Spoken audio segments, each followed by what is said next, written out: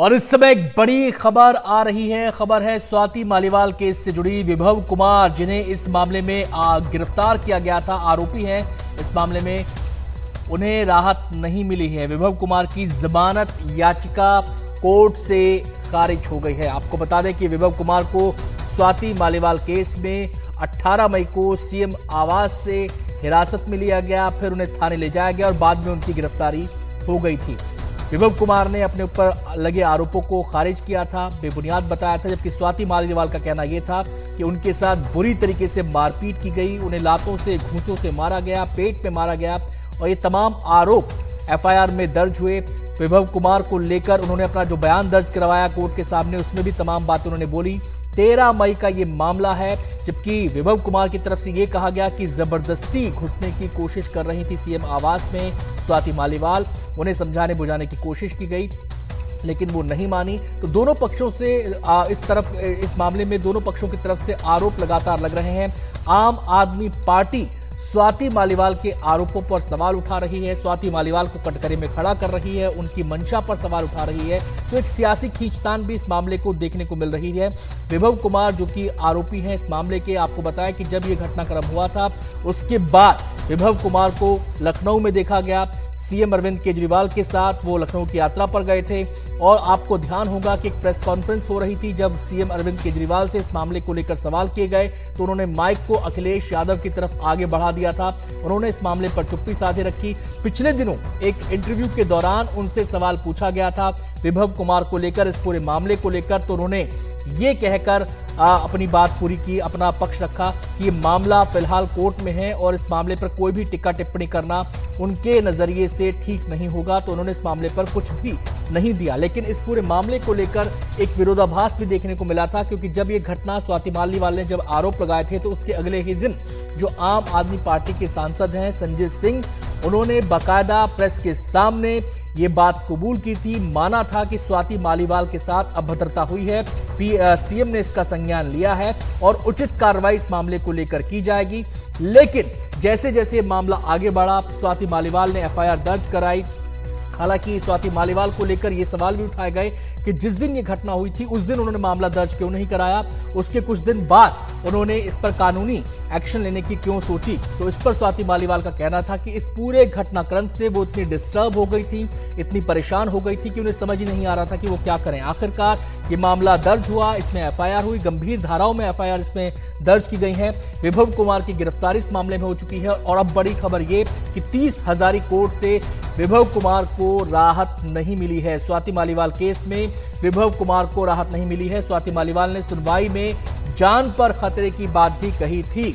विभव कुमार की जमानत याचिका अब खारिज हो चुकी है, यानी कि उन्हें अभी सलाखों के पीछे ही रहना पड़ेगा।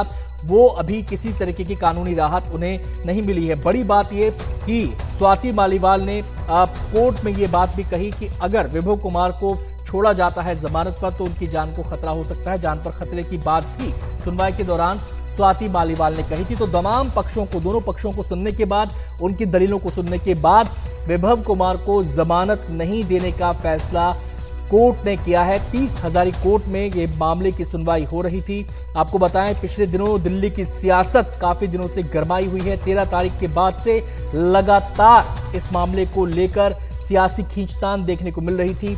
जो बीजेपी की महिला कार्यकर्ता हैं, बीजेपी है, लगातार इस मामले पर हमलावर है।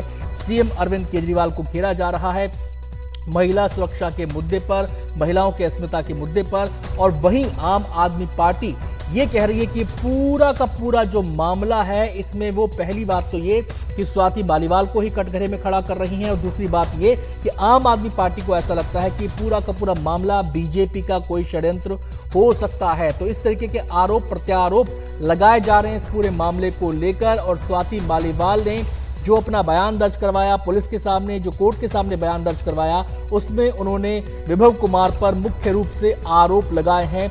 गंभीर बातें विभव कुमार को लेकर, गंभीर आरोप उन्होंने लगाए हैं। इतना ही नहीं, इस पिछले दिनों इस पूरे घटनाक्रम को लेकर कुछ वीडियो फुटेज भी सामने आए थे और स्वाति मालीवाल का उन वीडियो फुटेज को लेकर ये कहना था कि ये सिलेक्टेड वीडियो फुटेज लीक की जा रही है और ट्वीट के जरिए सोशल मीडिया पोस्ट के जरिए भी उन्होंने अपनी बात कही। उन्होंने कहा कि एक वर्ग सक्रिय हो चुका है उन्हें बदनाम करने के लिए, उन्हें टारगेट करने के लिए, और ये बातें भी, ये आरोप भी लगातार उन्होंने लगाए थे। हालांकि अपने उन सोशल मीडिया पोस्ट पे उन्होंने किसी का नाम नहीं लिया था कि कौन सा वर्ग है, कौन वो लोग हैं जो उनको टारगेट कर रहे हैं, लेकिन उन्होंने कहा कि कुछ लोग सक्रिय हो चुके हैं उनको टारगेट करने के लिए। तो एक लंबी खींचतान इस मामले को देखने को मिल रही है, और जिस तरीके से इस मामले पर दोनों पक्ष हमलावर हैं, वार पलटवार कर रहे हैं, उससे ऐसा लगता है कि जल्द ही मामला शांत होने वाला नहीं है। तो विभव कुमार की जमानत याचिका खारिज हो चुकी है। एक बड़ा झटका विभव कुमार को, कोर्ट से उन्हें आस थी कि कोर्ट से उन्हें जमानत मिलेगी, राहत मिलेगी, लेकिन राहत नहीं मिल पाई है। ऐसे में बड़ा सवाल यह हो जाता है कि इस पूरे मामले में अब अगला कदम विभव कुमार का क्या होगा। क्या वो ऊपरी अदालत का रुख करेंगे राहत पाने के लिए, और कब तक वो इस दिशा में कदम बढ़ा सकते हैं, ये देखने वाली बात होगी। लेकिन जो दलीलें दोनों पक्षों की तरफ से अदालत के सामने रखी गई, आपको बताएं कि उन दलीलों को सुनने के बाद अदालत ने जो फैसला सुनाया उसमें विभव कुमार को राहत नहीं मिली है, उनकी जमानत अर्जी को खारिज कर दिया गया है। सबसे अहम बात इस पूरे मामले में ये है कि विभव कुमार को लेकर तमाम तरह की बातें कही जा रही थी कि वो कहां पर हैं, ये सवाल उठाए जा रहे थे, लेकिन पता चला पुलिस को जबकि वो सीएम आवास में है तो उनको वहीं से हिरासत में लिया गया। हम सीधे रुख करेंगे, संवाददाता ऐश्वर्या हमारे साथ जुड़ गए हैं और जानकारी देने के लिए इस पूरी खबर पर। डिटेल्स क्या है, अदालत में क्या हुआ?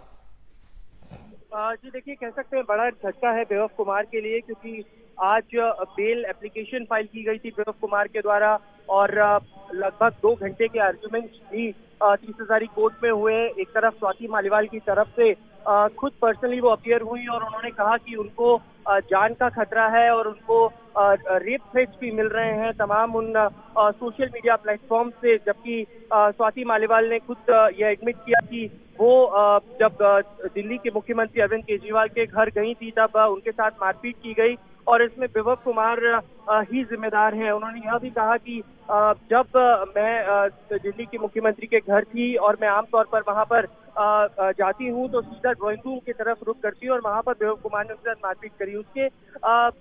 उसके सामने जो दिल्ली पुलिस की तरफ से वक्तव्य दिए गए उसमें साफ तौर पर कहा गया कि विभव कुमार के द्वारा ही कहीं ना कहीं ये पूरा घटनाक्रम रचा गया और इस वजह से, क्योंकि विभव कुमार की कल जुडिशियल कस्टडी जो है वो भी खत्म हो रही है, इस वक्त उनको बेल नहीं मिलनी चाहिए। दिल्ली पुलिस की तरफ से ये भी कहा गया कि विभव कुमार ने अपना फोन फॉर्मेट किया था मुंबई में और उस वजह से उनको इन्वेस्टिगेशन से जुड़ा रखना पड़ेगा। इसके अलावा बहुत शुक्रिया ऐश्वर्या आपका इस पूरी जानकारी के लिए, बातचीत के लिए, तमाम डिटेल्स के लिए बहुत बहुत शुक्रिया। तो दोनों पक्षों की तरफ से दलीलें रखी गई, लेकिन विभव कुमार को झटका लगा। आज की सुनवाई के बाद जमानत उन्हें नहीं मिली है। एक छोटा सा ब्रेक हम यहां पर ले रहे हैं, आप देखते रहिए एनडीटीवी इंडिया।